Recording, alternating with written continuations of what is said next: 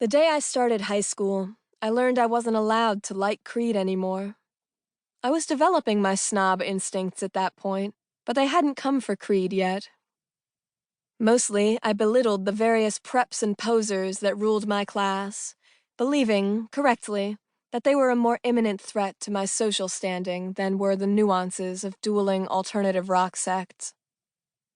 I believed that my marching orders were to hate the Black Eyed Peas and my once beloved Britney Spears, not Creed, and I was all too happy to obey them.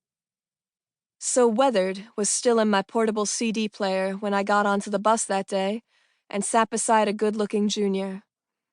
But when I ejected it at the next bus stop, my handsome seatmate snickered. "Creed?" he said. "Really?"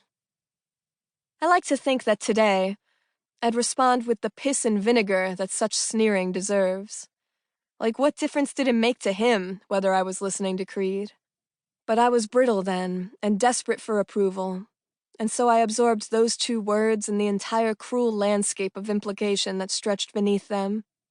And I learned the appropriate relationship for me to have with Creed, which was one of low-grade superiority over them.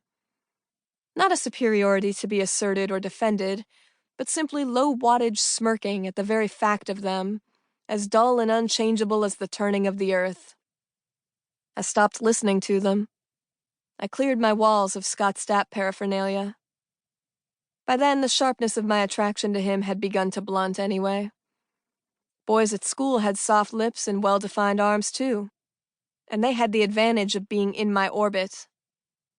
Banishing Creed from my life was an early effort at padding my young feelings, dulling the severity and sincerity of them, in an effort to make them more palatable.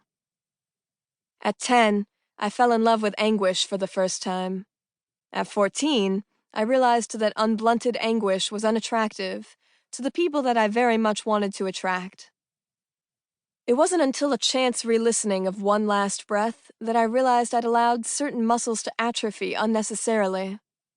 Who cares whether the band was derivative? What isn't derivative in this day and age? Creed cribbed from their idols with hard-nosed, unornamental skill. Their music sounds so simple that it's easy to lose sight of the songcraft in it. Plus, of course, to look back on Stapp's lyrics is to engage with earnest empathy in its most unpolished form. He wrote from the perspectives of rape victims, fathers holding their newborns, the suicidal. And fine, what he wrote may never win any MacArthur Genius Grants, but name a single other songwriter who was as prominent in those days and working his empathy muscles even half as hard.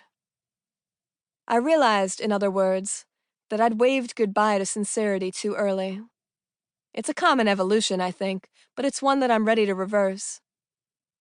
When I was a teenager, my peers' approval could not have mattered to me more, to the point that I was willing to learn how to sneer, how to mock, how to experience emotions almost sarcastically. If I dared to cry about pain that I was experiencing, I needed to then laugh at myself, apologize for my embarrassing behavior. In retrospect, it was a shame that we learned to blunt ourselves before we learned to be kind, but I get why we had to do it in that order. The hugeness of adolescent emotions would have crushed us if we hadn't learned to at least act like our feelings didn't matter. Now that I'm older and can recognize that not every pain is a death knell, I'd like to revisit that time in my life when I was equipped to give the hideousness of human emotion its respectful due. I'd like to groan and wail and squeeze my eyes shut when I sing a particularly meaningful chorus. And I'd like to do all those things without worrying that people are making fun of me for it, even though they will be. So in case the message was remotely unclear, I like Creed. I liked Creed 17 years ago, I like Creed now, and I don't think I'll ever stop liking them. They lacked style, fine, so what? I embrace Creed, in fact, with arms wide open. And I invite anybody else who's sick of smirking behind the general public's back to do the same.